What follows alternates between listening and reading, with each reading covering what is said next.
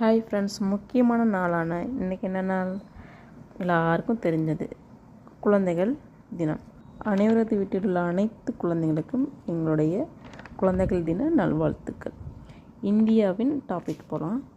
இந்தியாவின் முதல் பிரதமர் ஜவஹர்லால் நேருவின் பிறந்தநாளை நாம் ஒவ்வொரு வருடமும் குழந்தைகள் தினமாக கொண்டாடி வருகிறோம். அந்த வகையில் ஒவ்வொரு ஆண்டும் குழந்தைகள் தினத்தின் சிறப்பு மற்றும் குழந்தைகளின் பங்களிப்பு அனுசரிக்கும் வகையில் பள்ளிகளில் பலவிதமான போட்டிகள் நடத்தப்படுகிறது.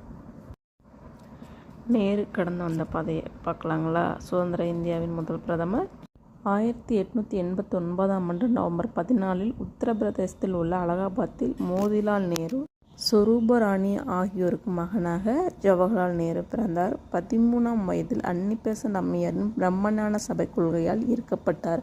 1910 இயற்கை அறிவியலில் ஹானர்ஸ் பட்டம் பெற்றார். 1912 லண்டனில் வழக்கறிஞர் தேர்வில் வெற்றி பெற்று பிரிட்டனில் பணியாற்றி கொண்டு இருக்கின்ற போதே நேருவிற்கு இந்திய அரசியல் மீது ஆர்வம் ஏற்பட்டது. 1913 காந்தியடிகளின் பொது உரிமை போராட்டத்திற்கு நிதி வசூலித்து கொடுத்தார். 1916 லக்னோ காங்கிரஸ் மாநாட்டில் நேரு முதன்முறையாக காந்தியை சந்தித்தார். 1917 அன்னி பெசன்ட் தொடங்கிய தன்னாட்சி இயக்கத்தின் செயலாளராக ஆனார்.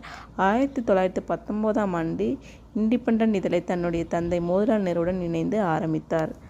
1920 உத்தரப்பிரதேசத்தில் நடைபெற்ற ஒத்துழையாமை இயக்கத்தில் நேரு இணைந்தார். 1921 அரசாங்கத்திற்கு எதிராக நேரு செயல்பட்டார் என்பதற்காக கைது செய்யப்பட்டார். 1923 ஹிந்துஸ்தானி சேவா தளத்தை ஹர்டிகருடன் இணைந்து ஆரம்பித்தார்.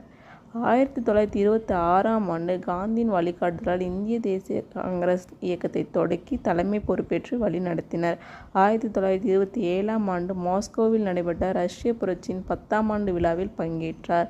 சோவியத் ரஷ்யா என்ற நூலை எழுதினார். டிசம்பர் மாதம் குடும்பத்தினரோடு இந்தியாவுக்கு திரும்பினார். சென்னையில் நடைபெற்ற 42வது காங்கிரஸ் மாநாட்டில் கலந்து கொண்டார். 1928 இண்டிபெண்டன்ஸ் இந்தியா லீக் அமைப்பை தொடங்கினார். 1929 ராவி நதிக்கரையில் நடைபெற்ற லாகூர் காங்கிரஸ் மாநாட்டில் முழு சுதந்திர தீர்மானம் நிறைவேற்றப்பட்டது. 1930 ஜனவரி 26 சுதந்திரம் கோரி இந்திய சுதந்திர கொடி நேருவால் லாகூரில் பறக்கவிடப்பட்டது.